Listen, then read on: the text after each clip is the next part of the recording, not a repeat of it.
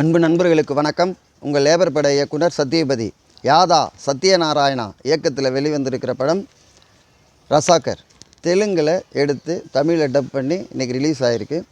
இந்த படம் ஒரு தேசப்பற்றை வலியுறுத்தக்கூடிய படம். 1948 ஹைதராபாத் சமஸ்தானமாக இருந்தது. அந்த சமஸ்தானம் இந்துஸ்தானத்தோடு இணைக்க மாட்டேன் அப்படின்னு அந்த சமஸ்தானத்தை ஆண்ட நிசாம் அவர்கள் குறியாக இருக்கார்.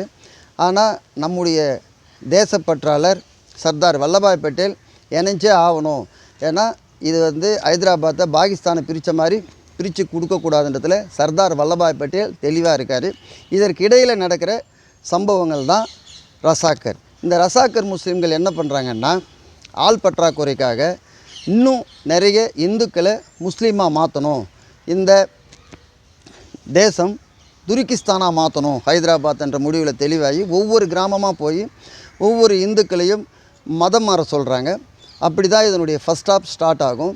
எல்லா காட்சியுமே உண்மைக்கு நெருக்கமாக தத்துருவமாக எடுத்திருக்காரு சத்யநாராயணா. இந்த திரைப்படம் ரொம்ப நாளைக்கு அப்புறம் ஒரு தேசப்பற்றை வலியுறுத்தி இருக்கிறது. நம்ம நாடு சுதந்திரம் அடைந்த பிறகும் அடைவதற்கு முன்னாலும் எவ்வளோ பேர் தியாகம் பண்ணியிருக்காங்கன்றது இந்த படத்தை பார்த்திங்கன்னா தெரியும். நம்ம நாட்டில் ஒவ்வொரு அடிமைத்தனமாக இருந்த இந்துக்கள் கூட ஒரு காலகட்டத்தில் வீரமாக போராடி செத்துருக்காங்க. பெண்களுக்கும் அந்த வீரம் அதிகமாக இருந்திருக்குன்றதை இந்த படம் காட்டியிருக்கிறது.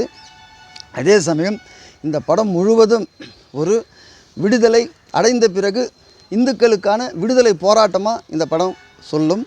இயக்குனர் சத்யநாராயணா எல்லா காட்சி அமைப்புகளும் ரொம்ப அற்புதமாக பண்ணியிருக்காங்க. முதல்ல இந்த படத்துக்கு சிறந்த ஒளிப்பதிவு, சிறந்த செட் ஒர்க்கு, சிறந்த எஃபெக்ட்ஸு, சிறந்த ஆர்ஆர். நம்ம தமிழில் பாபின் சின்ஹா வராரு.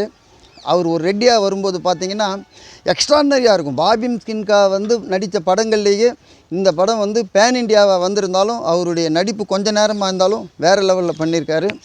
மொத்தத்தில் இந்த படம் வரலாற்று சிறப்புமிக்க படம், தேசப்பற்றுள்ள படம்.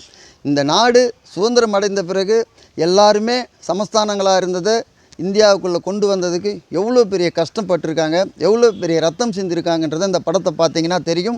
யுத்தக்கலங்கள் நிறைந்த படமாக இருந்தால் கூட இந்த இந்திய பூமியில் மிகப்பெரிய ஒரு ஆன்மீகத்தை நம்புகிற பூமி இது, அமைதி காத்த பூமின்றதை ஒரு இடத்துல கிளைமேக்ஸில் சொல்கிற வசனங்களாக இருக்கட்டும், சர்தார் வல்லபாய் பட்டேல் கேரக்டரை சித்தரிச்சிருக்கிற அந்த பாண்டிங் சொல்லுவோம் இல்லைங்களா, அது மாதிரி சர்தார் வல்லபாய் பட்டேலை நேரில் பார்த்த மாதிரியே இருக்குது. அவருடைய ஒவ்வொரு ஆக்டிங்கும் அந்த கேரக்டராக பண்ணவருக்கு எக்ஸ்ட்ரானரியான இந்த தேட்டரில் சில இடத்துங்களில் கிளாப்ஸ் தட்டுற அளவுக்கு சில வசனங்கள் இருக்குது. அதே சமயம் இந்த படம் தேசப்பற்றி மீண்டும் வலியுறுத்துகிற படம். 2 பாடல்கள் இருக்குது. அந்த 2 பாட்டுமே ஒரு தேசப்பற்றை வலியுறுத்தக்கூடிய பாடல்கள். இந்த தமிழில் வசனம் எழுதியிருக்கிறாங்க இந்த படத்துக்கு. ரொம்ப எக்ஸ்ட்ரானரியாக தெலுங்குலேருந்து தமிழில் எழுதுறதுக்கு ஒரு சாதாரணமாக எழுதாமல் இந்த படத்தோட ஃபீலை ரெடி பண்ணி அழகாக எக்ஸ்ட்ரானரியாக வசனங்கள் எழுதியிருக்கு. அதே சமயம் இந்த படத்தோட திரைக்கதை ரொம்ப அழகாக பண்ணியிருக்காங்க. ஒவ்வொரு இந்திய குடிமகனும் பார்க்க வேண்டிய பேன் இண்டியா படம். இந்த படம் பார்த்த பிறகு தான் தெரியுது, சர்தார் வல்லபாய் பட்டேலுக்கு செலவு வச்சதை விட கோயிலே கட்டியிருக்கலான்ற அளவுக்கு நம்ம உணர்கிறோம். அந்த அளவுக்கு உணர்வு மிக்க தேசப்பற்றுள்ள படம். இந்த படத்தை 1 டைம்ஸ் பாருங்கள், ரொம்ப நல்லாயிருக்கும். நன்றி, வணக்கம்.